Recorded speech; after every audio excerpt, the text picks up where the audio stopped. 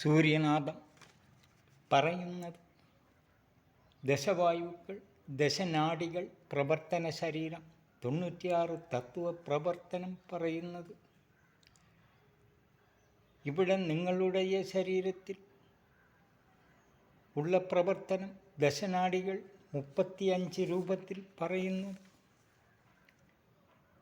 അതിൽ പ്രാണൻ, അപാനൻ, വ്യാനൻ, ഉദാനൻ, സമാനൻ, ഈ 5 വായുക്കളെയും പറയുന്നത് സ്ഥൂല ദേഹപ്രവർത്തനം. സൂക്ഷ്മദേഹപ്രവർത്തനം നാഗൻ, കൂർമൻ, കൃകരൻ, ദേവദത്തൻ, ധനഞ്ജയൻ. ഇവരുടെ പ്രവർത്തനം പ്രാണൻ കഴിക്കുന്ന ഭക്ഷണം ജീർണിക്കുന്ന കാലം വരെ ആ ജീവനിന് മരണം ഇല്ല. അപാനൻ 3 പ്രവർത്തനം മലം, നീര്, ആസനവായി വിരിയുന്നത്, ചുരുക്കുന്നത്, അങ്ങനെ 3 പ്രവർത്തനം ചെയ്യുന്നത്. 3 വ്യാനൻ വായു പ്രവർത്തനം. 3 പ്രവർത്തനം ശരീര അവയവങ്ങളെ നീട്ടുന്നത്, മുടക്കുന്നത്, മടക്കുന്നത്, അന്നചാരത്തിന് ശരീര അവയവങ്ങളിൽ എത്തിക്കൽ. ഉദാനൻ 4 പ്രവർത്തനം വയറ്റിൽ അന്നത്തിനെ ശേഖരിച്ചു, അന്നത്തിനെ പിരിച്ചു വീണ്ടും ആ ചാരത്തിന് പുറത്ത് കളയൽ, കലക്കുന്നത്.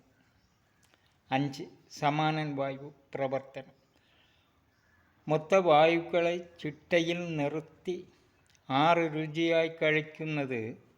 ഉപ്പു, എരിപ്പു, പുളിപ്പു, കയ്പു, മധുരിപ്പു തിത്തിപ്പുവിൽ ഉണ്ടാകുന്നതിനെ ജലമാക്കി അന്നക്കൊഴുപ്പിനെ ചിട്ടയിൽ ശരീരമെങ്ങും എത്തിക്കുന്നത്. ഇവ 5 സ്ഥൂലദേഹം, അഹങ്കാരക്കൊഴുപ്പ് ശരീരം. നാഹൻ 4 പ്രവർത്തനം പാടുന്നത്,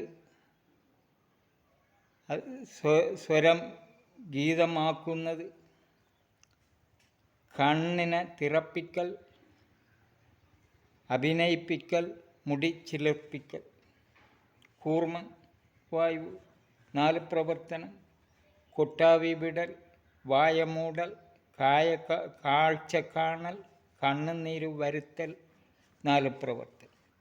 കൃകരൻ വായു 5 പ്രവർത്തനം ചേരിയായി നിൽക്കുന്ന ജലത്തിന് അതിനെ ചുരത്തി വിശപ്പ് ഇല്ലാതെ ആക്കുന്നത്, ഇരിക്കൽ, കീഴ്ക്കാറ്റ് വിടൽ, തുമ്മൽ, ഇരുമൽ ഉണ്ടാക്കുന്നത്. ദേവദത്തൻ 4 പ്രവർത്തനം ശരീരശക്തിയെ മന്ദപ്പു ആക്കി, മറിച്ച് ചണ്ടയിടൽ, അടിക്കൽ, എതിർത്ത് പറച്ചിൽ, കോപം ഉണ്ടാക്കുന്നു. ധനഞ്ജയൻ വായു 3 പ്രവർത്തനം സ്വരം ഉണ്ടാക്കൽ, ശരീരം വിട്ട് പ്രാണൻ പിരിഞ്ഞാൽ മറ്റു വായുക്കളെ തളർത്തി ചലനമറ്റ് കിടക്ക. 3-ാം ദിവസം ആ പിണത്തിലിരുന്ന് മൂർത്താവു വെടിച്ച് പുറത്ത് കളയും. ഇത് നമ്മുടെ ശരീരത്തിൽ ഉള്ളതിന് അതിനെ തേടി ശരീരത്തിരയൽ എന്ന് പറയുന്നവർക്ക് ഇതിനെക്കുറിച്ച് പറയുന്നത് 96 ശരീരതത്വം.